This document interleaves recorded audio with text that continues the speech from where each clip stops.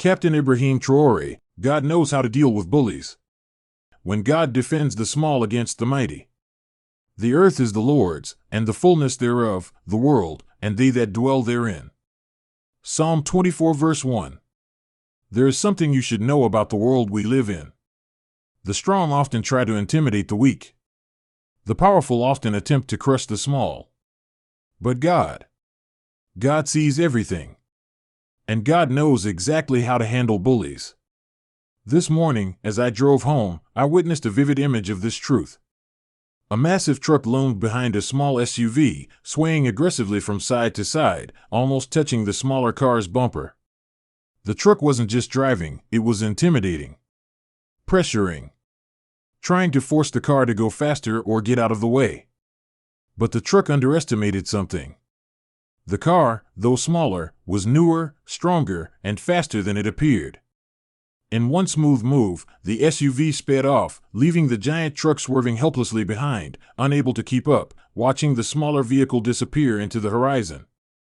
That's intimidation. Whether it's a truck on the road, or a large company cutting roads through marginalized communities, forcing residents to abandon homes because they lack the resources to fight back. Or a boss promoting someone less qualified while ignoring the more qualified employee because of discrimination. Or a school bully picking on a child because they don't wear designer clothes. Not even realizing that his $200 sneakers cost the same $15 it took to make the shoes worn by the child he's bullying. So who is really laughing? Or one nation threatening another with military force?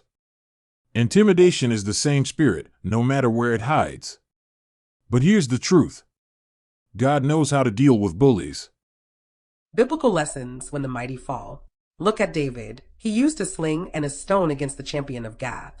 And that was the end of that bully. For when the wicked perish, the whole country rejoices, as it is written. And again, when the wicked perish, there is shouting of joy. Proverbs 11 verse 10. Look at Nebuchadnezzar, king of Babylon. He believed he could kill all the wise men of his empire simply because they couldn't interpret his troubling dream. He used fear as his weapon, until he met Daniel, a young Hebrew exile who, through God's power, revealed the dream and its meaning. Nebuchadnezzar had to bow his pride and acknowledge that a greater king ruled over all kings. Look at Haman, who plotted to wipe out the Jewish people because of one man's refusal to bow. He built gallows for Mordecai. But it was Haman himself who swung from them after Queen Esther, with courage and fasting, stood before the king and said, "If I perish, I perish." Look at Pharaoh of Egypt, who hardened his heart against God's people. But when he chased them into the Red Sea, God drowned his army, and Israel walked free. Intimidation always has an expiration date. When God steps in, and the Bible reminds us, the kingdom of heaven suffers violence, and the violent take it by force. Matthew 11 verse 12. Freedom is never handed over. It must be fought for. Today's story, Burkina Faso and Captain Ibrahim Traoré.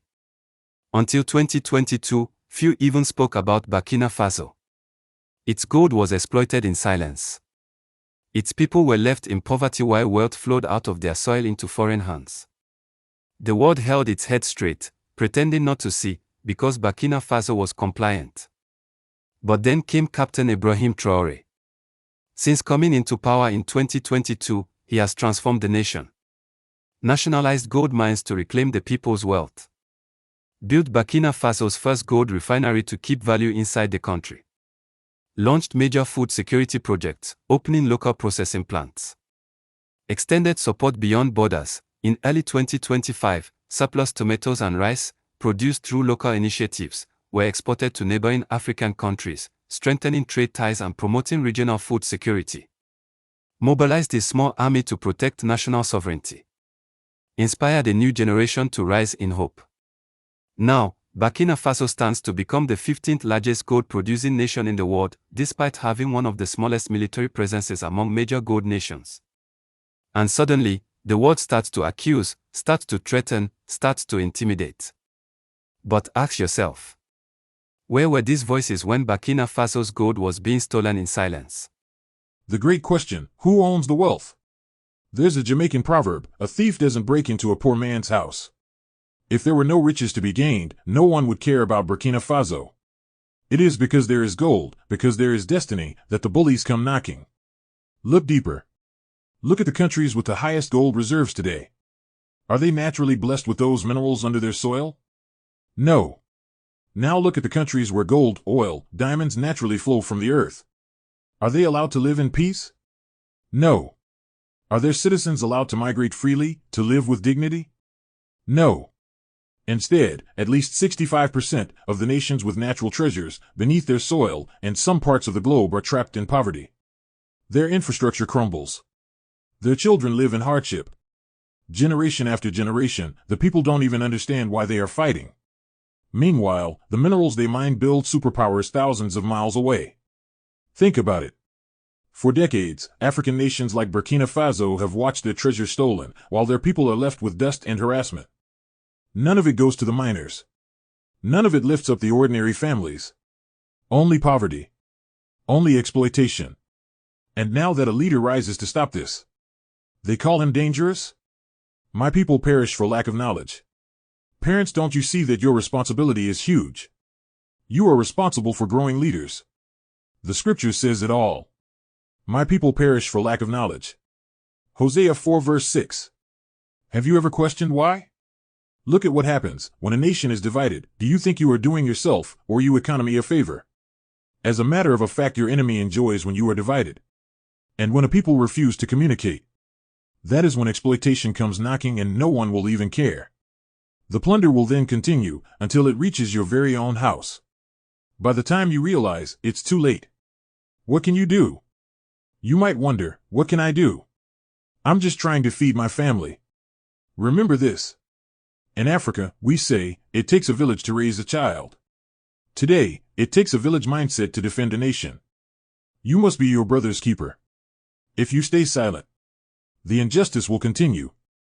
If you act, even a small step can cause ripples.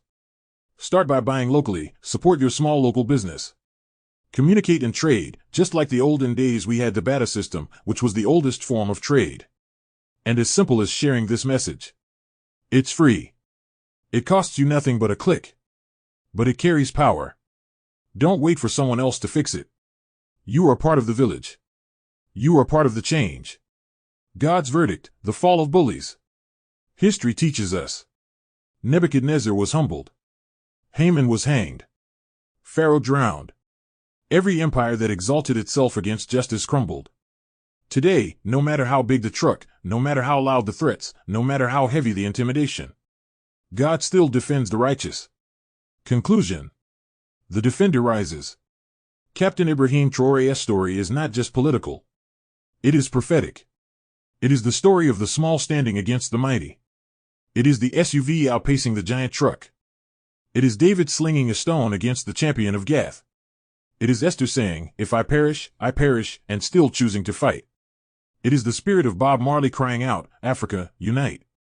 It is Malcolm X declaring, by any means necessary. It is Martin Luther King Jr. proclaiming, injustice anywhere is a threat to justice everywhere. It is the same eternal battle. Good against oppression. Freedom against fear. Truth against lies. Burkina Faso belongs to its people. Gold belongs to the land God gave them. Freedom belongs to the brave. Because when God defends you, you don't have to be the biggest. You just have to be brave. And the brave will always outlast the bullies. One last thing, but your click carries power. It carries your voice. It carries your stand for justice. It carries your refusal to let another generation be crushed.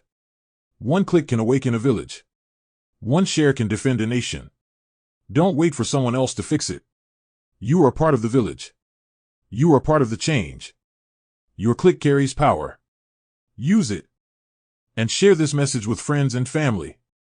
Thank you for listening to Send Me Radio, and subscribe and follow on Facebook, YouTube, and TikTok.